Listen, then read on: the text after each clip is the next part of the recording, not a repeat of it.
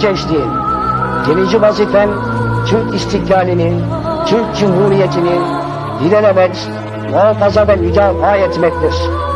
Mevcudiyetinin ve istikbalinin yegane temeli budur. Bu temel senin en kıymetli hazinendir. Ey Türk istikbalinin evladı!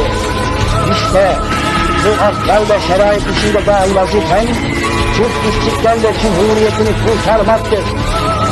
Muhtaç olduğu kuvvet damarlarındaki as